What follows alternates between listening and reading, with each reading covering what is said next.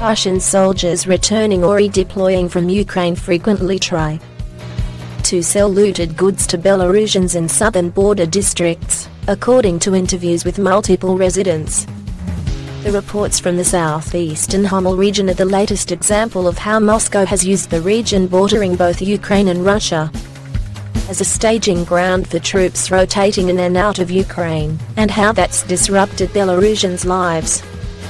Last month, residents of Homel, the region's main city, and other outlying towns reported how corpses of Russian soldiers killed in combat in Ukraine were overwhelming some of the region's morgues. Hospitals were also being filled to capacity with wounded Russian soldiers, and doctors and medical staff were being forced to work exclusively on treating them, according to residents.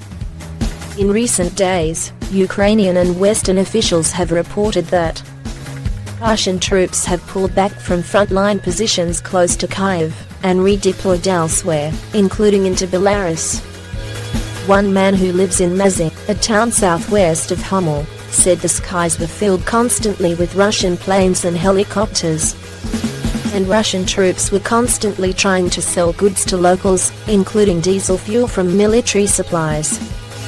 They take the trophies looted from Ukraine and offer to sell them to locals: refrigerators, household appliances, ties, and whatever comes to hand. The man, who asked only to use his first name, Alaya. Even before the beginning of the war on February 24, Homel region residents had reported that Russian soldiers, whose units had been deployed to Belarus ostensibly for joint exercises with Belarusian units, regularly sought to sell diesel fuel to locals. Another Mazy resident told how there were large groups of Russian soldiers who crowded into the town's bars and stores, surrounding and harassing people. The man, who asked to only use his first name, Maxim, said a male acquaintance who had long hair was harassed by soldiers who appeared to be from central Russia or as far away as Siberia. They also stink a lot. You can tell by the smell when you go to the store that they are here. After all, I don't think they bathe, Maxim said. The commanders live in normal condition. Soldiers live in the woods, in tents and even in barns.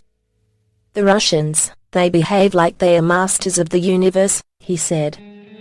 In the Bratin district, which is just 20 kilometers from a major road crossing into Ukraine, residents reported lengthy columns of tanks, armored personnel carriers, and Ural troop transport trucks over the past week. One resident told RFE/RL that Russian soldiers gave him a leaflet in Russian that appeared to be a propaganda effort aimed at justifying the Russian invasion. Dear comrades, friends, we do not need war. We are not going to attack and bomb cities. We came to fight not with the Ukrainian people, but with the nationalists, at whose hands peaceful people are dying. In and around near Alaya, a town located on the banks of the Pripyat River, south of Mazy, residents reported large troop encampments, as well as a field hospital where wounded soldiers were being treated. Soldiers' corpses are being sent directly to Russia, they said, either by truck or by train. The field hospital is guarded from the outside by Russian soldiers to ensure that no one takes photographs, said one resident of Nerodlaya, who asked to remain nameless. There are lots of helicopters flying very low there. Many of them are circling over the town. Another resident, who also asked not to use his name, said soldiers were buying up all the alcohol in stores. Once, a Russian soldier grabbed vodka and wine, and then his bank card didn't work. So he went and put everything back, the person told RFE/RL. But mostly they just buy everything, and take a lot of vodka. Also sneakers, bread rolls, and cigarettes, he added.